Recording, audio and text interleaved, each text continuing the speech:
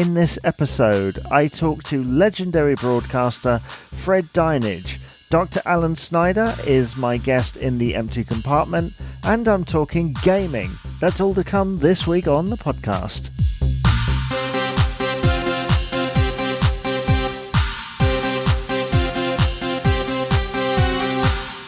This is 90s and Noughties UK, a podcast on UK pop culture of the 90s and 2000s. If you want to contact the show, email 90sandnoughties@gmail.com, tweet us on @90sandnoughties UK on Twitter, or check us out on Facebook, 90s and Noughties UK.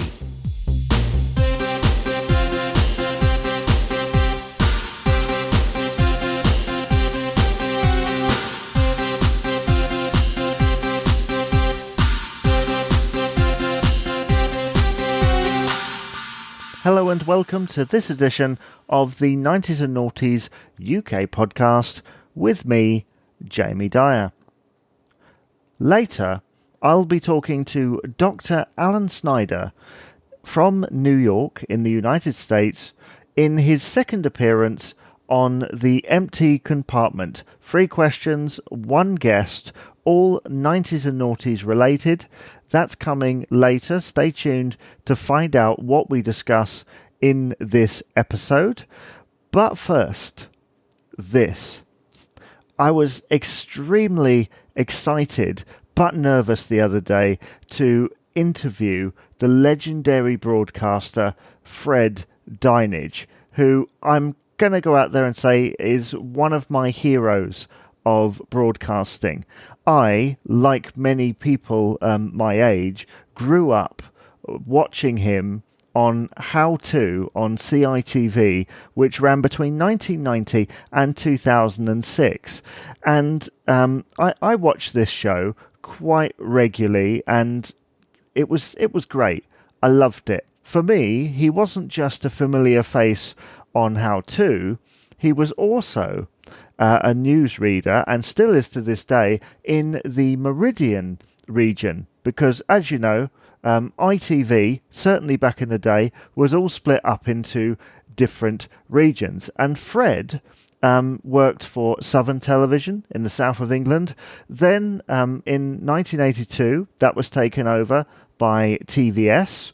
Then in 1993, Meridian took over, and Fred worked for all of those companies and much more around the country nationally. He's done game shows, he does a crime show or free on Sky. He has just done so much in his career. And what you're going to hear now is my conversation with him just the other day, and I can't tell you how starstruck I was. I've been interviewing for 15 years. I was starstruck talking to Fred Dinenage, and we go off into all sorts of different directions. We talk about how and his years on that at quite length. We talk about the creator of How, Jack Hargreaves, who was a very popular broadcaster back in the day on Southern Television and subsequently on Channel 4 as well in his later years. And we also go on to talk about his years as a news anchor, as well as How To, of course. There's loads of stuff in here, and lots of names that will be familiar not just to our age group, but those who remember him over the past 50 years or so. And it's just amazing, because when I was doing this, I was a little bit nervous, because I thought, I am very interested in almost his whole career, everything, even back there, all the stories from back there as well. And what I thought afterwards when I considered it was that How To, I don't know about anyone else, but whenever you'd watch How To, you'd always have someone in the room with you who was a little bit older than you, who'd say, oh, that's Fred Dinenage. He used to be on a show called How back in the 1970s. And you'd hear about all these different things. So I'm sure that not just to the age group that grew up with him then, but also our age group will recognise some of the things that he's talking about. So without further ado, allow me to introduce this interview that I did very recently via the telephone with the legendary broadcaster Fred Dinenage. Welcome to the podcast, Fred. Lovely to be here. Lovely to be here. Hope you're all well. Yes, hopefully so. So how have you been finding the lockdown? Well, it was very strange because I co-present the 6 o'clock news programme in the south and southeast for ITV Meridian. But suddenly I got the call from London to say because of my advanced years, I had to go into self-isolation, had to stay at home. So I was off the programme. And then they came up with the idea of, we do a sort of a kind of like a happy news spot every day where we'd mention birthdays and anniversaries. And I did that from home via Skype. And then I started using, we've got 3 rescue dogs, and I started using the dogs on it as well. It became incredibly popular. So popular, in fact, the dogs became far more famous than I'll ever be. And one of them in particular, Dave Dinenage, became an absolute hit with the viewers. And now it's got to this, now I'm back doing my normal work. But when I go out in the streets or out in the shops or whatever, people come up to me and say, "Where's Dave?" They're far keener on meeting the dog than they are me. And if we have sort of someone around the house, like doing a bit of painting or something like that, they all want their pictures taken. Even the kind of refuse collectors want their picture taken with Dave Dinenage, the dog. So I've created an absolute monster. And the dogs are so popular, and they're lovely animals. They're all rescues. But now I'm back at work doing the normal 6 o'clock show, and life goes on. But it was very strange for several months. Very strange indeed.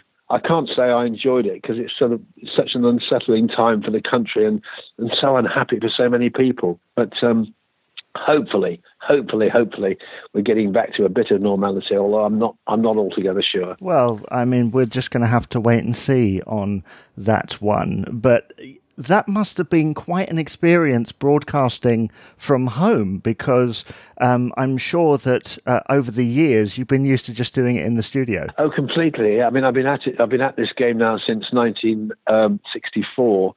So I've been doing TV a very long time, well, more than 50 years. And I've never been in that situation before, so it was quite bizarre. I'm also not the most technical of people, so getting the Skype up and running was a bit of an achievement in itself, but I had a bit of help on that.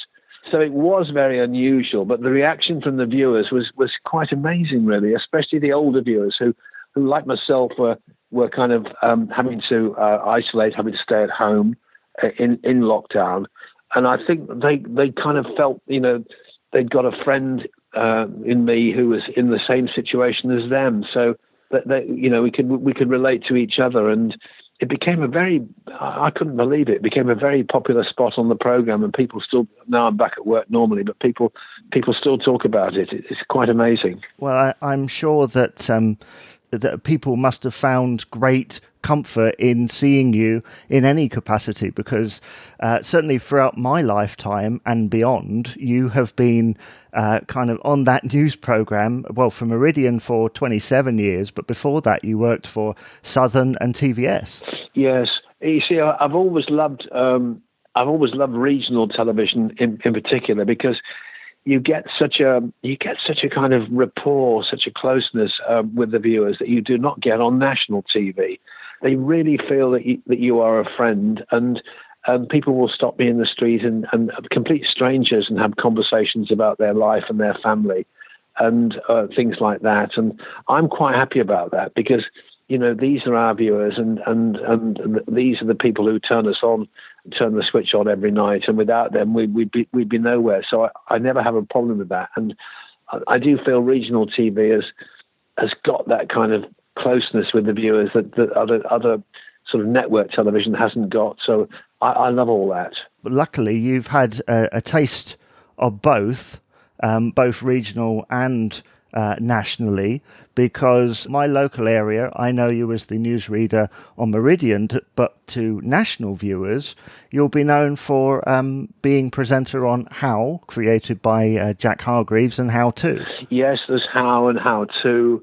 I'm lucky that, I've had a variety of programs. For some years, I stood in for Dickie Davis on World of Sport, which was a network show, and I've done one or two quiz shows which went on the network, and I do crime programs for Sky, which go on the Sky network as well. But How was such a happy program for me to work on. And I started on How in 1966, which Jack, as you say, invented, and I worked on that for ages till about 1980, and then eventually in the 90s it came back as How To. I can let you into a bit of a secret. It's actually coming back again as How later on this year on children's ITV, on CITV, and I've got a small part in that as well, which has made me very happy because it means I'll have been associated with How or How To from the very beginning in 1966, and we've done dozens and dozens of programs, and I've been so lucky. I've managed not to miss a single one, so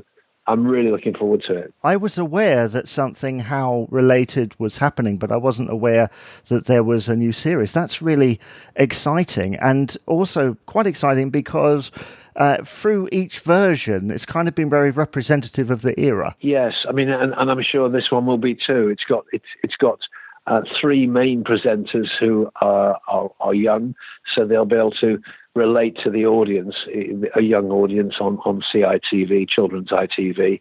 And then sort of at the end, I believe at the end of each show, there'll be a kind of little Fred spot where they link to the old boy, and he will set them a challenge or whatever. So I've got my own little sort of cameo at the end of each program, and I'm really looking forward to it.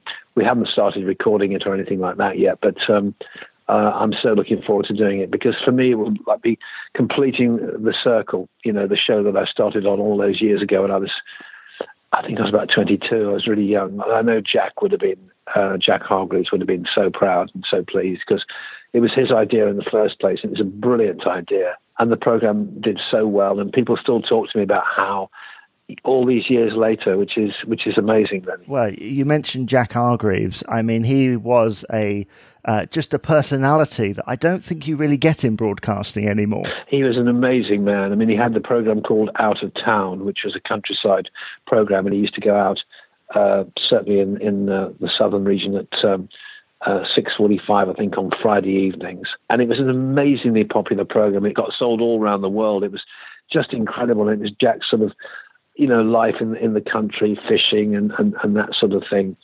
and his nature notes. And he was the most extraordinary broadcaster, because he never had a script. He never had autocue or anything like that. He literally would go in the studio. He'd have his little bit of film, which had been shot by his dear friend Stan Brayo, sadly no longer with us, or neither of them are, of course. And he would talk about the film, but he would never rehearse it. He would never prepare anything. He would just talk, because Jack was that kind of amazing broadcaster. You could give him a jam jar, and he'd tell you all about it and how it was made, or anything at all. He was just an absolutely brilliant broadcaster. Never used a script, never used autocue, and just spoke off the top of his head. And he was just incredible. His program, his Out of Town program, was incredibly popular. But he did other countryside broadcasts as well, then thought of How and appeared on How for many, many years. He was a terrific mentor for me, put me on How and gave me a lot of encouragement, and was a really good friend. And he died quite a long time ago now, but I miss him terribly. I don't doubt that many of us do, many of the listeners out there. Sadly, a lot of those shows don't exist anymore. And there's only a little bit that's still there. But the thing that kind of strikes me is, one, the kind of rapport that you all had back there, and also the fact that you do play the fall guy an awful lot. Well, yeah, it's funny how that all came about, because when Jack came up with the idea of How, we did what they call a pilot program, which was a dummy program just to see how it would work. And on that, I was so young and quite a clumsy sort of person. And on that particular program, I made so many mistakes, and I knocked a couple of things over. And I think something caught fire at one stage. And I made an absolute I thought, an absolute hash of it. And then Jack said, right, we're going to do a series, I think, of 7 or 8 programs. And we did the first one, and I thought, I've really got to concentrate. This won't do. I can't be the fool. And I really concentrated and got everything absolutely right. And I was really serious. And after the program, Jack took me on one side and said, Fred, you've got it all wrong. I said, no, Jack, I got it right. He said, no, Fred, you don't understand. You were hired to be the prat. You were hired to be the fool. So I thought, fine, typecasting, So I'm the program idiot, which suits me fine. And thereafter, I became the butt of everybody's jokes, and I was the one who got everything wrong. And I thoroughly enjoyed it. We had such fun with it. And he was such a guide and such a controlling figure, and he kept How going for years and years and years, and it was so popular. It was unbelievable. It was shown all around the country and abroad as well. It was amazing. Yeah. Did you ever find out when you were doing How 2, because obviously he wasn't on screen, did you ever find out what he thought of it? No. You see, I did the last program that happened after Jack had died. I did the last program that Jack ever did. It was made by Meridian, and it was Meridian had just started, and they did a program called Southern Gold, where they looked back on some of the many great programs that Southern Television had done. And one of them, they did a program all about How. And in that studio was Jack and John Miller and Bunty James, and myself, the original 4 on How. But Jack was obviously quite ill and not very well at all. And I remember afterwards we'd done the program, and it was lovely. And I walked him back to his car, and he was walking with a stick. And he got in the driving seat and he wound down the window. And I said, "Cheerio, Jack, I'll see you soon." And he said, "No, old mate, sadly you won't." He said, we'll never meet again, but thanks for everything. And we shook hands, and he drove off.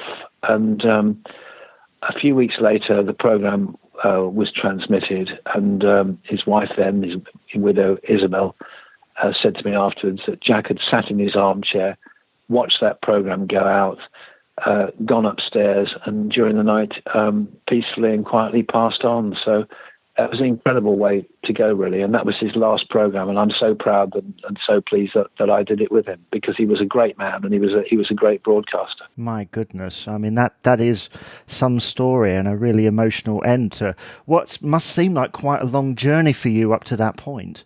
Yes, it was, and How was such an important part of my life, and I obviously I went off and did lots of other programs as well, but I always kept coming back to How, and I was sad when it came off the air, when Southern lost their franchise.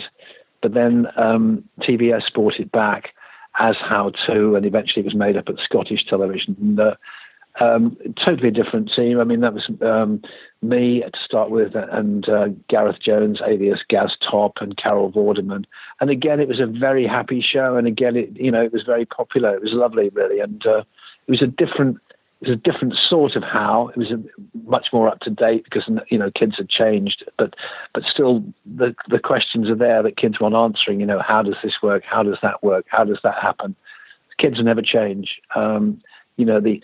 The machinery might change. I mean, it might be into computers and laptops and all that now, and very sophisticated. But the thirst that children have for knowledge has never changed and never will change. How really, in one form or another, could go on forever. Quite possibly. And that show, I mean, I grew up watching How 2 with Gareth Jones and Carol Vorderman, and later Gail McKenna and Sian Lloyd and Gail Porter. But it really stretched across. I mean, I lived with my grandparents growing up, and we always watched it. They loved it. It wasn't just for kids. No, that was the beauty of How as well, the original How, that it had a huge adult audience as well. And I think that was the clever thing about How. It wasn't just aimed at kids. There were things that adults could take from it as well, and you could always learn things from it, especially the items that Jack did, these countryside items, or John Miller with the scientific items. Those two in particular could impart information to adults that even adults didn't know, So that was the beauty of How, and also How To as well, that it really did. They really did appeal to a very, very wide audience. Lovely shows to work on. I've been very lucky with them. It's a great show, and now it's all available on Amazon Prime. Which is amazing. Yes, and you can find some of the really old How programs. I think you can find them on YouTube as well. I mean, it's extraordinary how they stood the test of time. It really is, and I'm hoping the new series will do as well. And I mean, times are changing. As we know in the world of television and media, times are changing quite dramatically. But hopefully, it will do. It will do okay. Well, definitely. But as we mentioned previously, in your day job, you are a newsreader. It's a lot harder than it looks, though, isn't it? Yes. I mean, I've done it for such a long time now. I mean, I've been fronting the 6 o'clock show here in the south and southeast and the Thames Valley for about 36 years now. And I love doing the show because again it's regional. Again, you have that connection with the audience, with the viewers, which I really, really love. But before that, when I first started out at Southern TV, I'm doing Three Go Round, which was the very first show I ever did back in '64, and shows like How. I also appeared on Day by Day, which was the 6 o'clock program, usually introduced by a presenter called Barry Westwood, who was a really good presenter. And I always thought to myself, one day I'd love to introduce that 6 o'clock news program. And that became the show I really, really wanted to do. And eventually I got there, and I've done it for a long time. I co-present now with Sangeeta Barbara, who's a lovely lady. It's given me a lot of pleasure, and I've thoroughly enjoyed it for so many, many years. Been very, very lucky. Well, you've been a familiar face to us in the south. I live in Bognor Regis in West Sussex, so I'm in your area. You mentioned earlier about the changeover of regional networks, and obviously in the early 90s it changed from TVS to Meridian, and you went from doing coast to coast on there to obviously Meridian tonight. How swift was that changeover? It just sort of happened virtually overnight. I think I was on TVS on December the 31st, the night of December the 31st. I can't remember the year, but December the 31st, and then appearing on Meridian in the next year, as it were, January the 1st. And that's just how it happened, and it was quite bizarre, in the same studios with many of the same colleagues, but under a different management, and it's been Meridian ever since, and to be fair, they've all been really good management. I mean, Southern was wonderful in the old days. TVS was a really good company to work for, as is Meridian, so which now comes under the ITV banner. But they've all been good to work for. I keep saying it, but it's true. I've been really lucky and very happy. Well, long may it continue. We had Simon Parkin on the podcast previously, who talked about the pre-show, as it were, being in the dressing room with you and sort of talking about things. And I think he had really positive memories of the time that he worked there as a weatherman. Yeah, he was a lovely chap, Simon. And we still miss him, to be honest, because he was just such a character, and he brought such personality to that weather spot, and he had all sorts of kind of fairly zany, off-the-wall ideas, and he really built the weather into something rather more than it ever had been, and he made it his own and gave it real personality. And of course, now he got his own show on the BBC radio in the West Country. We still keep in touch, but he's a great broadcaster. There's no doubt about it. And he could be a television frontman at the drop of a hat, but he seems to love radio, seems to love broadcasting on the radio. And apparently, I'm not surprised, his show's extremely popular. But as a person to work with, he was great fun, very entertaining, and very inventive, and a really nice guy. You couldn't share your dressing room with anybody nicer. Lovely fellow. Well, he had he had big shoes to fill because only a few years previously, Carl Tyler had retired, and he'd been with you, well, since the TVS days. Yeah, Carl Tyler was a real character. Real character. Actually, everyone thought he was a West Country boy because of that sort of burr he had in his accent. But in fact, he was born in Gosport, funny enough. But a real character. Again, we're still in touch. Loved his dogs, and has got several dogs and enters them in all sorts of obedience competitions and does extremely well.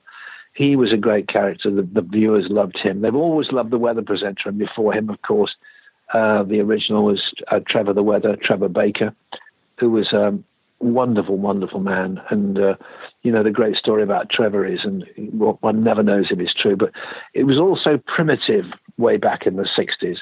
And Trevor Baker used to use for his weather forecast, and on this cue were sort of words and letters and temperatures and forecasts, all written in rubber with magnets on the back and stuck on this board. And this particular particular day, the forecast was fog and rain. And he spun it round and said, "Let's take a look for the forecast for the next 24 hours." And as he did so, the letter F dropped off. And Trevor allegedly said, "And I'm sorry about the effing fog." Whether it's true or not, we'll never know. But he was another great character, and the viewers absolutely loved him.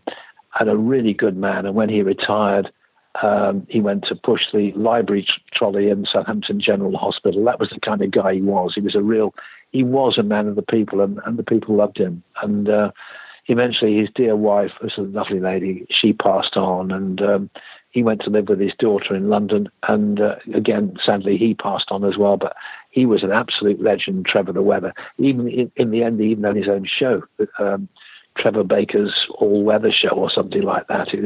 He was a real character. And weathermen seem to be characters. And in recent times, we've had Holly Green, of course, who's now on maternity leave. She was at Meridian, and she was very popular. And now we've got Philippa Drew standing in for her, again, a very popular person. Weathermen and women tend to be really popular in their own rights. Yeah, I think you're right there. Now, I'll wrap up here, but I'll ask you, because you've had such a long career, 55 years doing, as you say, how to, also the news and several game shows over the years, being a panelist on things, and of course those crime shows and the books that you've written as well. But what's been kind of the standout moment? Is there anything that you can kind of pick out, or does it change depending on what day it is? Every day is when you're on a live news program. Every day is different, and every day is a challenge.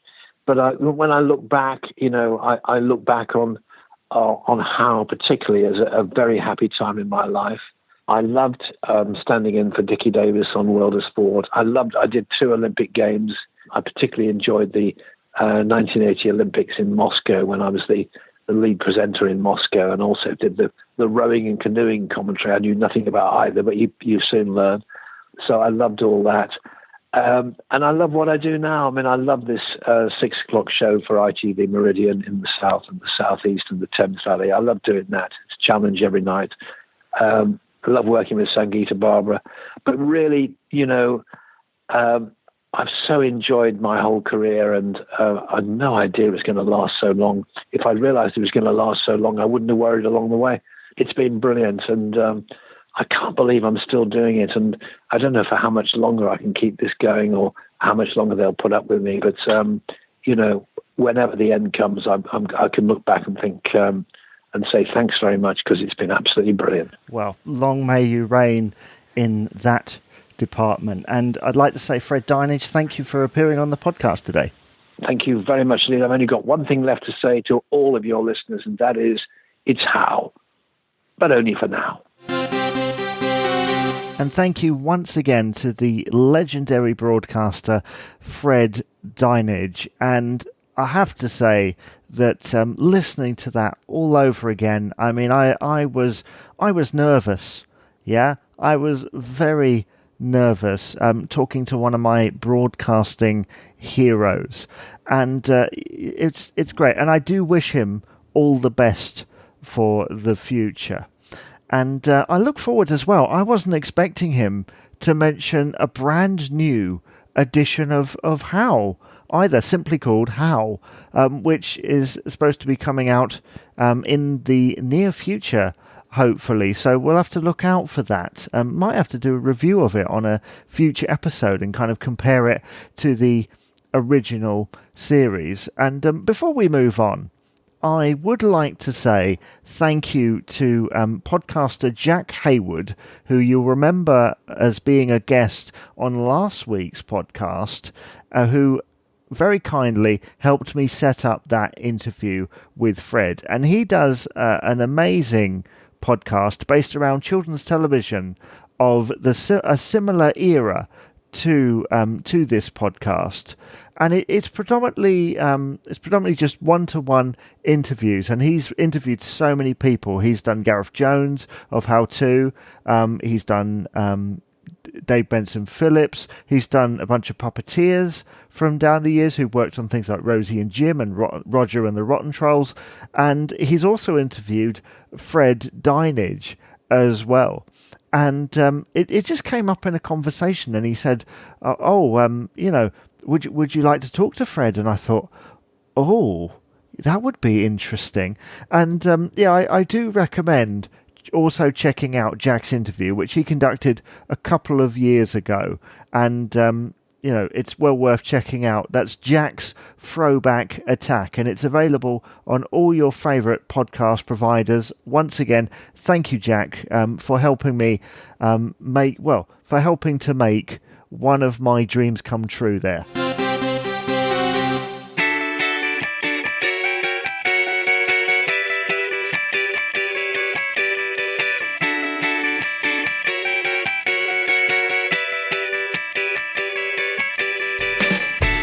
And right now on the 90s and Noughties UK podcast, it's time for the Empty Compartment. 3 questions, 1 guest, and hopefully more random the better. I'm joined once again by our stateside friend Alan Snyder. Thank you once again for joining us, who does a great podcast called Booze Your Daddy. Can you tell us a little bit about your podcast? My name's Alan Snyder. I have a podcast called Booze Your Daddy, BOO''S YOURDADDY. And it's kind of, it's a play on word, booze, like we're drinking, but also who's your daddy? My co-host, Nick's name's Boo. I'm Daddy. We tell funny stories about times, things that have happened in the world that we put our foot in our mouth or made a complete jerk of ourselves, and just try to have a laugh about it. We play a little trivia, keep the episode short to about 30 minutes, and that's it. I can certainly recommend your podcast for those who haven't seen it, and we'll link it up in the show notes of this particular podcast. Anybody who's familiar will know the format right now that we're going to be doing here. So I ask a question first, and my question to you, because once again our guest is in New York in the United States. Some of these questions are going to be UK based, some of them are going to be a little bit more universal. My question to you is, was rap music better in the 90s? It's so funny. I feel like every time you ask a question, I'm about to ask a very similar question. This is good. We're on the same wavelength here, my man.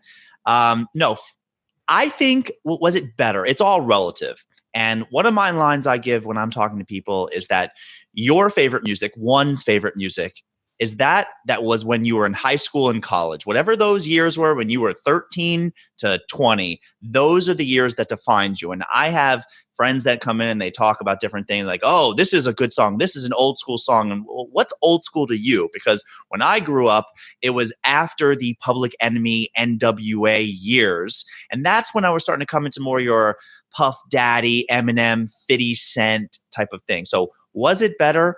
I think yes, because I really enjoy all types of music. I'm telling you, you will not find anybody that has a more eclectic taste of music.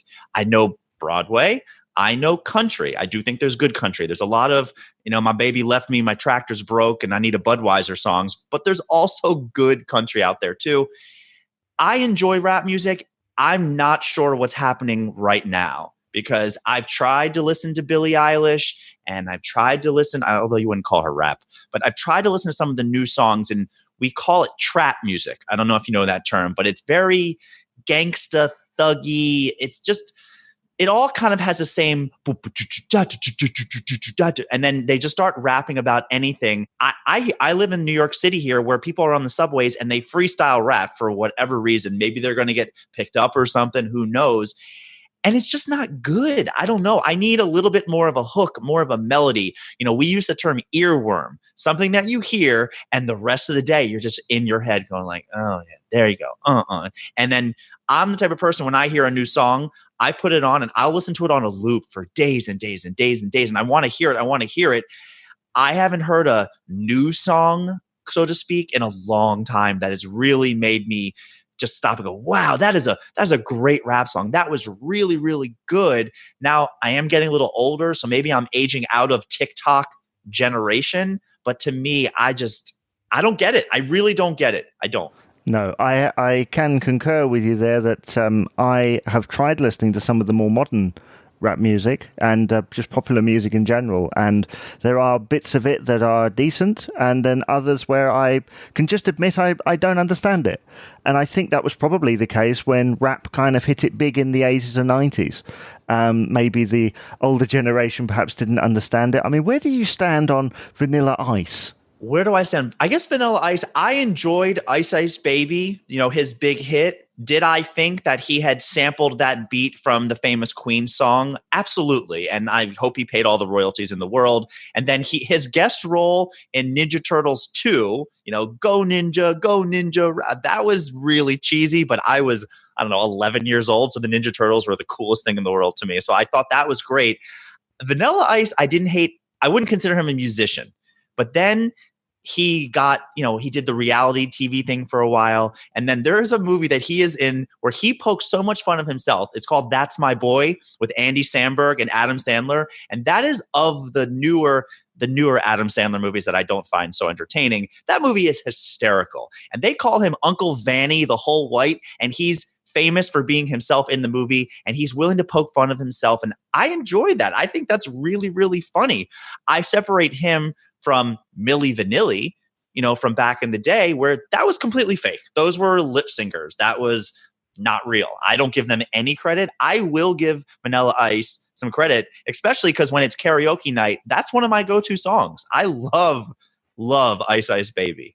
All right, stop, collaborate, and listen. That is, as soon as that song goes, it's a crowd pleaser. Yeah, definitely. Whether rap music was better in the 90s, I think it's subjective, but there we are. We'll move on to the second question here.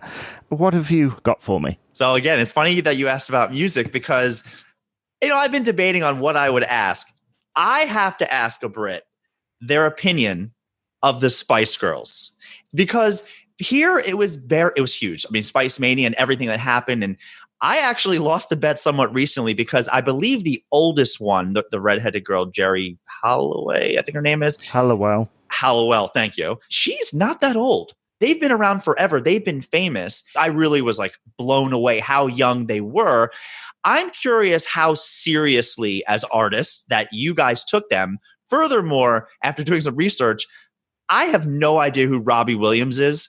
And when I looked up, the top UK performers, I think him, or he was a part of a band, was on the UK pop charts #1 for 90s, for 2000s. I think he might have been at the top. I asked my girlfriend, I said, who is this person? I've never even heard of them. And she's like, oh, huge hit over there. Here, nobody cares about him at all.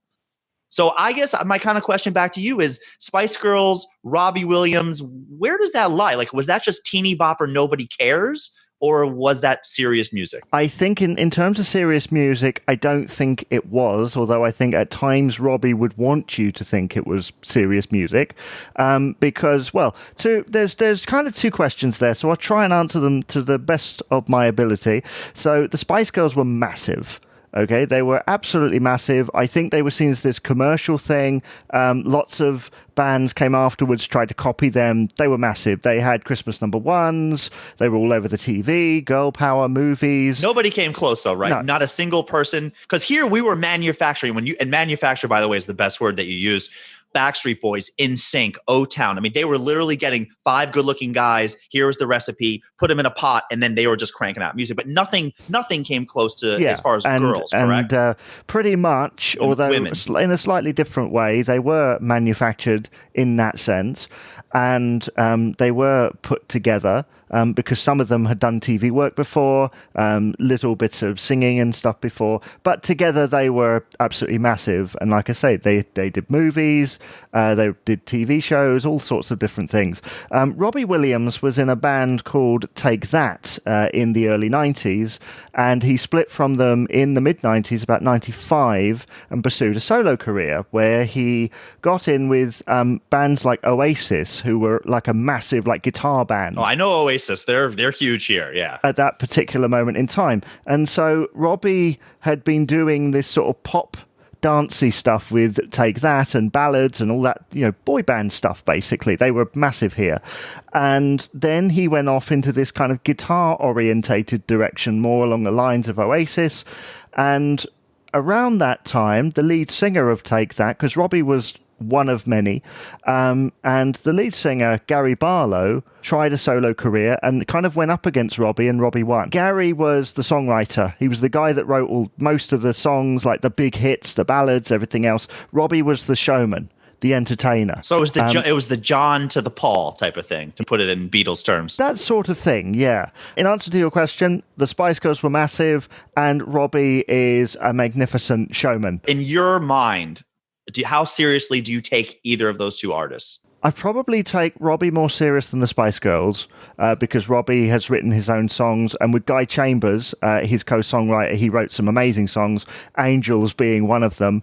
That is a phenomenal record. So yeah, he doesn't always get the credit that he deserves, but the Spice Girls, I think, were more on the manufactured side. When they came back, it was a lot more serious, I think, and certainly when Take That came back without Robbie, because they went on for like a year after Robbie left and then split up themselves and then got back together 10 years later.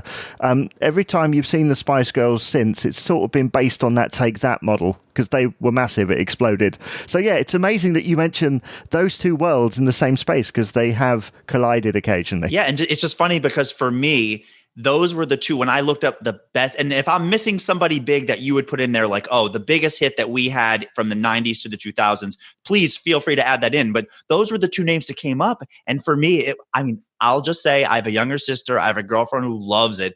I can name 5 Spice Girl songs without trying.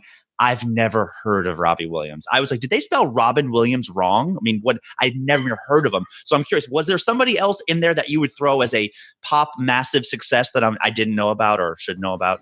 I wouldn't say they were massive, but there's a few sort of in and out of that era. People like Enrique Iglesias, I suppose. Yeah, I know him. That sort of came in and had massive hits. People like Ricky Martin, I suppose, again. But I mean from over your way, though, I guess. Over my way. I'm not quite sure. I mean, there were loads of boy bands in that era. We had the likes of Boyzone, A1, 911, these massive bands that kind of came and went quite quickly. But Robbie is one of those. He is one of the biggest selling artists of all time in the UK, I think, and I think he's won more Brit Awards, the music awards, more than anyone else. I'm sure one of our listeners will probably say, no, actually, there was this person in. And there is always someone that I'm forgetting. But yeah, Robbie was pretty massive. Thank you for asking that. That's really interesting. So let's go on to the third and final question here on the Empty Compartment. This one is a listener question. It comes from Julia. It says, do you remember the old shows that were rerun in the 90s? Now, just to kind of set the precedent here, in the 90s, there were loads of reruns of like Laurel and Hardy, and we had Taxi for a while on BBC Two. We had Cheers. All the old sitcoms were being rerun in the daytime because cheap programming. While these programs were made, because some people tend to get et up on dates, they might have been made in the 70s or 60s or 80s, but they pretty much become a part of our culture growing up, because you see things like the A-Team on the TV in the 90s. You don't care how old it is, you just watch it. What are your memories of the old shows rerun in the 90s? You know, growing up for me, I was probably more into the cartoons, but the one that really sticks out to me growing up where it was just so timeless was Lassie. You know, it was because it was black and white. And I'll be honest, nowadays when there's a black and white movie, even a movie like The Artist, which won the Best Picture, that was in black and white, it really just takes a lot of it. And I don't know if it's not stimulating the neurons in my brain, but growing up for me, Lassie was another one of those shows where it always had a good message at the end. Of course, it was always, you watch them now and it's ridiculous because it was the most predictable. Timmy's in the well. I know, we'll go get him. We'll save him, Lassie. That was a cute one that was kind of timeless.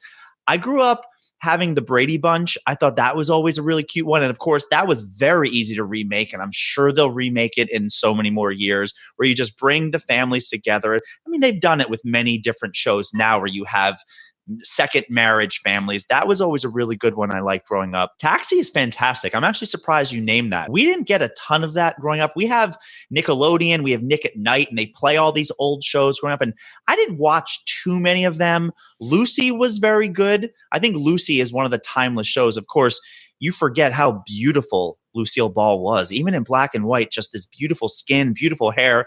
And then color TV happens. And you see her, of course, she smoked, 18 packs of cigarettes a day, and her body just fell apart. That's one of the more disheartening things I saw growing up. But some of those shows are so timeless here. My dad watched the Andy Griffin Show. That was always good. You had your Columbo. Of course, they just remade Perry Mason with Matthew Reeves on HBO, and that's an old one. I wasn't so into some of those shows, but they were around, and they were good. And you can still watch them today. There's enough, Lord knows, there's enough television stations and networks and platforms. You can watch any show from any era. It's just not a problem. Yeah, and it's amazing because I named Taxi simply because it's one of the few that I remember, although looking down, there's this amazing resource called BBC Genome where you can look up old like Radio Times listings from whenever, I see a lot of shows on there that I don't remember seeing, but of course have found out about since, such as I Love Lucy. I mean, when Channel 4, our fourth station here in the United Kingdom, started in the 1980s, they started rerunning I Love Lucy, and it became this massive phenomenon. It was extremely popular again because that's what the rerun can do. It can create a whole new audience. Yeah. Have you ever seen any of them now? Have you watched them? I have, yeah. My wife and I are currently binging through the box set. Oh, wow. I just named that. I'm telling you, man, we're connected here. But Lucy was so great. And, and I'm kind of now putting it together in my head. What made Lucy so funny is kind of like my podcast is she just always, she had good intentions, but there was always like my favorite episode, and I don't want to ruin it, is the Chocolate Factory episode. And it's just, she's trying to do a good job, but she's head over heels and just falling behind. And it's so slapstick, but so genius. And you can't watch that episode without laughing. I think it's so funny. Yeah, I've seen the particular scene that you're referring to, and it is extremely funny. And it works in any particular era, even now. That brings us to the end of this edition of The Empty Compartment. But thank you once again for joining us. Thank you for having me, JB. And thank you once again to Dr. Alan Snyder for joining me there on that edition of The Empty Compartment. And it will be back in the next episode where I will be talking to Darren Stratton, podcaster extraordinaire. And after that, it's going to be taking something of a break because the whole podcast is going to be taking a break for a little while. So we're going to have a couple more episodes, and then we'll see where we go from there. I think I'm going to stop and just do specials. Hopefully we're going to do a Halloween special. We'll do a Thanksgiving special, and hopefully a Christmas and New Year special as well. And then back for Series 2 in the new year, where we'll have more editions of The Empty Compartment. I don't know anything about the specials yet. I'm currently planning them, writing them, seeing where we go with them, and I'll let you know via the normal social media channels when I've got something. And I was hoping to do this all year round, but I think it's probably worth having a little break because we've been on 10, 11, 12 episodes now, and we need to refuel and come back. And if anybody would like to get in contact with the podcast and be involved in some way, perhaps you could present a feature, maybe just you on your own or with a friend, almost like a podcast within a podcast, or maybe you want to be a guest on the Empty Compartment, or you want to come on and talk about a particular subject, or you'd like me to interview you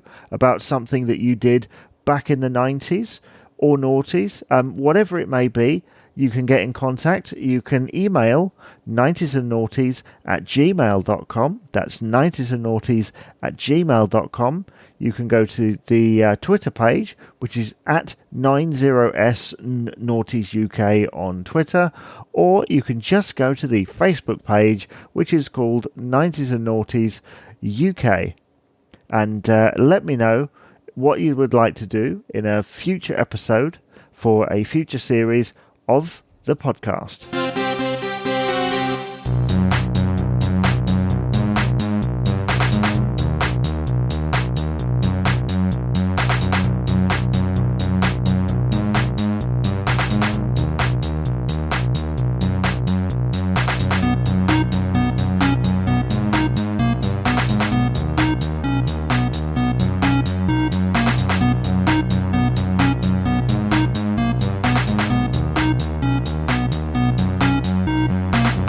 So as we run to the last part of the podcast, I normally, at this point, when we've got a few minutes to spare in our 1 hour time slot, do something called Jamie's Final Bit, or at least a title along those lines. But I thought we'd try something just a little bit more worked out.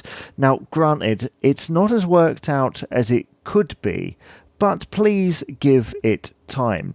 So this podcast, doing it over the past 10 weeks or so, has made me extremely nostalgic for the 90s and noughties. And quite recently, I got out my Super Nintendo Entertainment System, because for many years, I was a retro game collector. I have owned lots of machines over the years, and I had a chat with a previous guest off mic about my gaming passion and the amount of stuff that I used to have and used to play. And unfortunately, I've kind of got out of that, and occasionally I will get out some of the original machines like the NES or the Super NES and just have a play for old time's sake.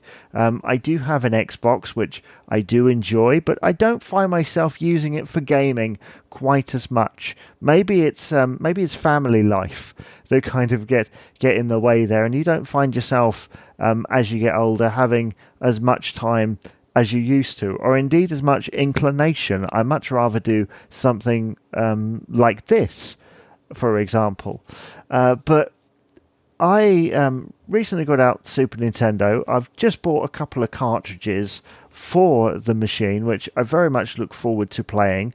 But quite recently, I got out Mickey Mania, which has been re-released several times, including on the PS1 as Mickey's Wild Adventure. And I can't tell you how disappointed I was when I put in the disc for Mickey's Wild Adventure and realised that it was just Mickey Mania for the SNES and Mega Drive, just re-released with new music or whatever.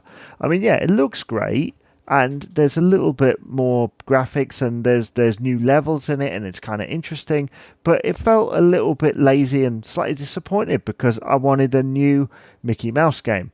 But I've been playing this game for 25 years, and I'm sure any retro game person would agree with me that you don't always get to the end, because in those days it was extremely hard to get to the end of a video game. I think they're just as hard now, but back then it seemed almost impossible. And I picked up Mickey Mania, and it's been something of a week. So Monday, the previous Monday, I spoke to Fred Dinenage. Tuesday, I spoke to another hero of mine for another podcast. And Wednesday, I sat down to play Mickey Mania, and I got to the last level for the first time ever. And I cannot tell you how delighted I was after 25 years to get to that last level. I think it was the last level of Mickey Mania anyway. I'll be very disappointed if I go back and it isn't actually, but I was absolutely delighted because I loved that game so much, and I've played those first levels into the ground over and over and over again, and there was some great satisfaction, and I decided not to finish it because I was like, if I finish it, that's kind of the game over and done with, and I'm sure that I will go back to it at some point and try and finish it, but for now I was like, I've got to the last level, I'm happy, and I came on and did this podcast basically and thought I need to concentrate on this. But my question to you before I leave you today is there a game that you played a lot back in the day but never completed, and then went back years and years and years later and, unlike me, actually completed it? Have you had that happen to you? Have you gone back to a retro game and completed it? I know for a lot of the games that I've played over the years, whenever I go back to it, I am not as good as I used to be, or occasionally it's the other way around. And I found that with Mickey Mania. There were levels in Mickey Mania that I used to find extremely difficult. And for those that know it, it's all based on the old Mickey Mouse cartoons from Steamboat Willie up to then the present day. And I always found it fascinating, and I look forward to revisiting it and hopefully finishing it because, like I say, a lot easier than I remember it being back in the day. I used to get so angry at controllers. I'm sure people have had a similar experience to me back in the day when you're grabbing your controller and you literally throw it to the ground because it's like it's so frustrating, certain levels. And I think non-gamers don't quite realise how frustrating it can get when you can't do something and you try again and again. And a lot of the games back in the day were very unforgiving. They literally just send you all the way back, right to the beginning of the game. And luckily, some of the Disney games are a little bit more forgiving. They will send you back to where you came from, but others are all the way back to the beginning. And it just gets really frustrating, and now it's kind of conquered because of save states in emulators and all that sort of thing. But I can tell you there's nothing quite like playing it on an original console, because I played on clone consoles before. I've used clone consoles, and it has trouble with some of the more weird graphical elements. Like, you can tell that when they made the original game, there were workarounds that they used or stuff they used to kind of hide it, right? And this clone machines tend to show up those things, so they don't show correctly, and that's why you should, in most cases, use the original console that it was designed for. Okay, they don't always look great unless you mod them, but believe me, it's great fun. And so yeah, this is I don't really know what it is. I just thought I'd come on and talk about video games to round off this rather eclectic episode that started with me talking to the legendary broadcaster Fred Dinenage, then went on to me on the Empty Compartment talking to Dr. Alan Snyder about lots of things, including old reruns.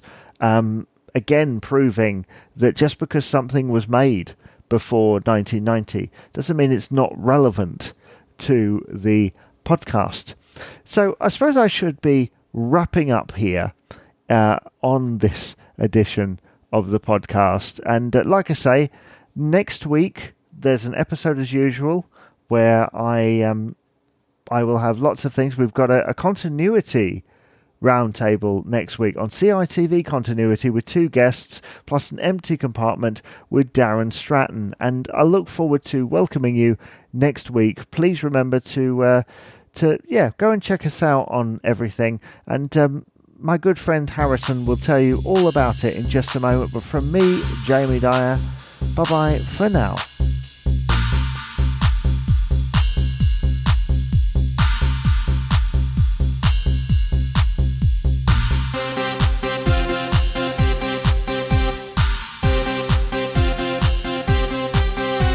Thank you for listening to 90s and Noughties UK, a podcast on UK pop culture of the 90s and 2000s. Please remember to rate, comment and subscribe on your favourite podcast provider. If you want to contact the show, email 90sandnoughties@gmail.com, tweet us on @90sandnoughties UK on Twitter, or check us out on Facebook, 90s and Noughties UK.